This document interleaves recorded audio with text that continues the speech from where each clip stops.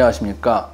온라인 Greetings, I'm Dr. Kim Kyung-won of Online Surgery. I'm honored to be with you today. This is patient x-ray at initial visit. This is 76-year-old male patient, and you can see that on the upper right posterior area, the teeth are missing. If you look at number 16 and 17 and 47 in the lower, they are missing. In number 16, extraction was performed in a private clinic 3 months ago.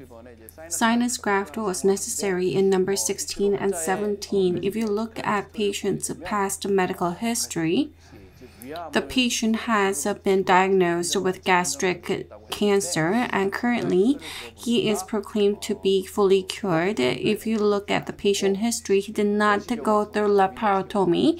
He had endoscopic surgery. Despite having gone through cancer therapy, the patient continues to smoke 1 pack of cigarettes per day. Because sinus graft was necessary, recommendation was made to quit smoke. However, despite having had gastric cancer, the patient continued to smoke, so this was deemed impossible. Surgery was planned as is, and the sinus graft was to be performed in the upper right side. Sure os and AOS layered graft was planned. The lateral approach was planned, and round burr is going to be used, and conventional procedure is going to be proceeded. 2 implants will be placed in number 16 and 17, and GBR was anticipated to be necessary, and the implant was planned in number 47. This is CT in number 16. Extraction was done about 3 months ago, and you can see that there's a bit of palatal and buccal alveolar bone, but the extraction socket is not fully healed and bone graft may be necessary, so GBR was planned at the same time. This is image taken upon surgery, and you can see that burr was used in a conventional way to form lateral window. I'm sure you're going to see it in the video later, but the patient has been smoking for quite a long time, and the sinus membrane was very thin. Perforation occurred. I used the fibrin glue, which I love, to repair it. Bone graft was done, and in the extraction socket, AOS bovine bone was used for bone graft, and GBR was performed. This is immediate post-op, and you can see that in number 16 and 17, 2 implants have been placed, and within the sinus, bone graft has been performed. As mentioned earlier, in the extraction socket area, bone graft was done and GBR was done, and in number 47, implant was placed. This is immediate post-op image, and in number 16, you can see that implant was placed at the same time, and graft has been performed in the sinus. In the extraction socket, bone graft has been performed, and in number 17, as you can see, sinus graft along with implant placement was done simultaneously, and in number 47, freehand implant was placed. This is at initial visit, and this is immediate post-op, and about 6 months later, second surgery was performed. Significant bone grafting was performed, but after 6 months upon second surgery, you can see that a lot of bone graft materials have been resorbed, and although we have repaired the perforation on the sinus membrane because the patient continued to smoke, I believe bone formation occurred less. Upon second surgery, if you look at CT, up to implant apex, bone formation is nicely done. In the area where GBR was done in the extraction socket, healing is nicely occurring. In number 17, bone formation is nicely done. However, ISQ value is slightly lower. ER-type prosthesis have been delivered. And if you look at the initial visit situation, sinus bone graft was performed, and in the extraction socket, bone graft was performed, and it is maintained relatively stably. An implant has been placed in the lower, and prostheses have been delivered. Let's look at the surgical clip.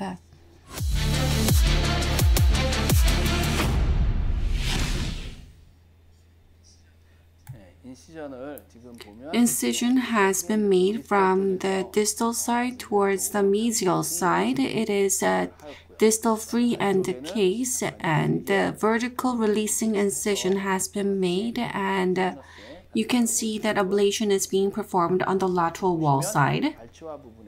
You can see defect in the extraction socket. The round burr is used to form lateral window. It hasn't been that long since extraction has been performed, and the bone thickness on the lateral side is thicker than anticipated. It is over 1 millimeter, and lateral window was formed. Sinus, it looks okay, but the patient is a frequent smoker, and in the extraction socket area, you can see tearing. In the case of sinus membrane tearing, even if perforation has occurred, you need to lift the sinus membrane fully, and now preparation is being done in the area where implant is going to be placed. You can see that on the lateral side, there is less bone. Twist drill is used, position is confirmed, preparation is being done.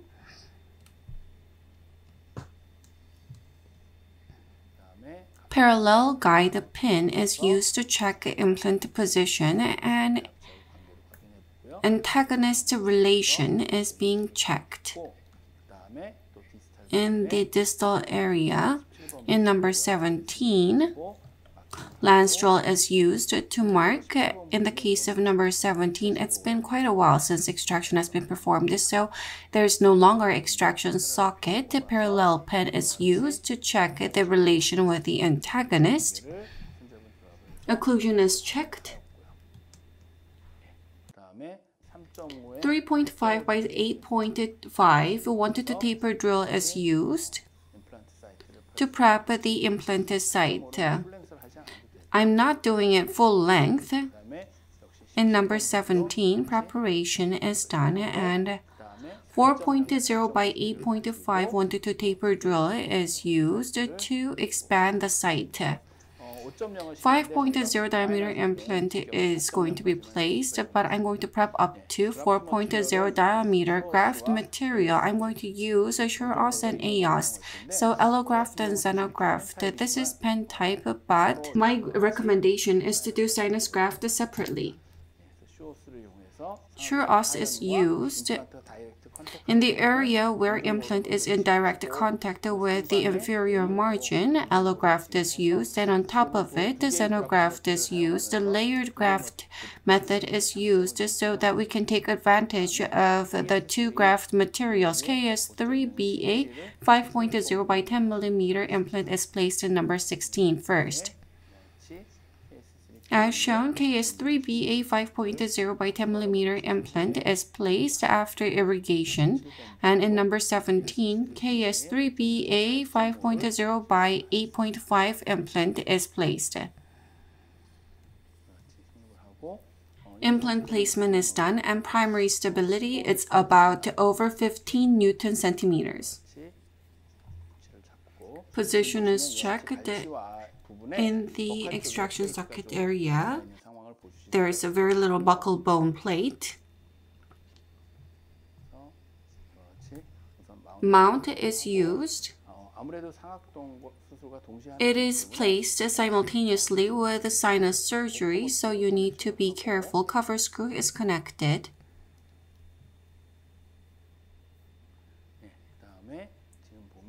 Within the sinus, bone graft materials are being augmented, and bovine bone is used. In the area where sinus membrane is perforated, fibrin glue is used for repair. In order to make sure the graft material does not disperse within sinus, tissue adhesive is used. On the buccal side, as shown, there is defect. In this area, the bone lid, which has been taken from the lateral window. The cortical bone was quite thick, so graft has been performed on this side. This is a type of autogenous bone graft, and we want to augment the buccal wall. On top of it, Oss bone, xenograft material is used to add a bone graft on the extraction area and the defect area. Bone graft is done in number 16 primarily, and the same for number 17. Fibrin glue is used to fixate the graft material. Fibrin glue cannot serve the role of membrane, therefore Osstem is used. Membrane is applied here so that the bone formation can be done nicely in number 16. GBR has been performed as shown. Suture is now going to be done.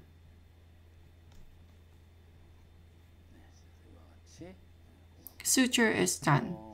I believe the time where it is exposed to oxygen needs to be minimized, so full suture is going to be done, and then surgery for the lower is going to be performed. The mesial tooth is going to be used as an anchor, and the suture is done. GBR has been performed in the extraction socket, but there's no significant strain on the flap itself, so no releasing is performed. In the area where vertical incision is made, interrupted suture is done, and in the back, figure of 8 suture and interrupted suture was done. In the lower, incision is made from the distal to the mesial side. In number 6, incision is made from the distal side and flap is reflected, and then implant placement is going to be done. Lance drill is used to check the position. Cortical bone is penetrated to check the position. As for the lower, it's been quite a while since the tooth was missing, so bone was not very good in terms of quality. 2.2 twisted drill is used, and up to 8.5 millimeter drilling has been done. Parallel pin is used to check a relation with the antagonist. The position looks to be favorable. 3.5 by 8.5 millimeter 1-2 taper drill is used. This is followed by 5.0 by 8.5 millimeter 1-2 taper drill. In the lower posterior, the bone quality is not excellent, but up to 5.0 drilling has been done, and BA surface 5.0 by 8.5 millimeter KS3 implant is being placed. Initial torque does not look to be excellent considering that it's lower posterior. You can see that depth adjustment is being done. The mount removal is done. And cover screw is connected. In the upper, second surgery is necessary. Cover screw was used and suture was done.